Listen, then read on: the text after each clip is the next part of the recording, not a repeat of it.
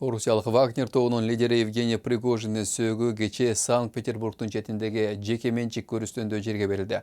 Кремль өткөн аптадагы учак кырсыгында менен кошо дагы 9 адам набыт болгонун тастыктап, Пригожиндин өлүмүнө тиешеси жоктугун билдирди. Стив Розенберг баяндайт.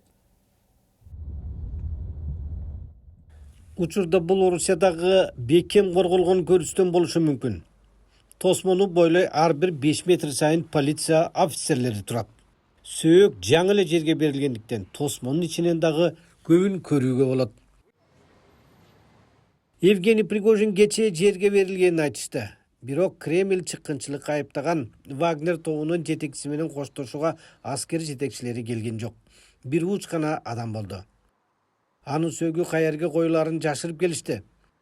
Журналисттер келгенде ал жака кирүүгө тыюу салынды. Бизге мүрзө бир күнгө расмий жабылганын айтышты, ичине кире алган жокпуз. Журналисттер бул жака кире албаш үчүн айланасы бекем тосулган. Уушубузга караганда тажия жупун өткөнү менен көзөмөл катуу жүргүзүлгөн.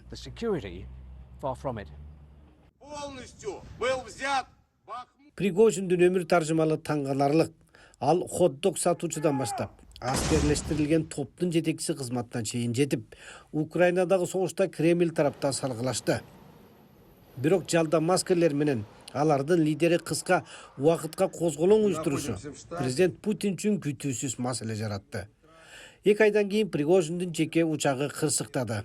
Анда 10 адам, анын ичинде Вагнердин башчысы өзү дагы каза болгону кабарланды.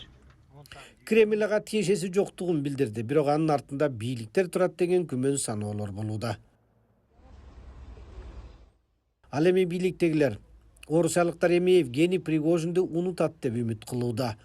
Бирок ал катаал болгонуна карабай таанымал инсанга айланган эле.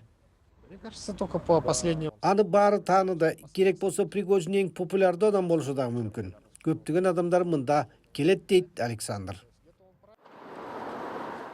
Орусия боюнча адамдар аны тартынбай бетке айткан магнат аскерлештирилген топтун лидерине айланып, Кремль менен келише албай калды деп эскеришүүдө.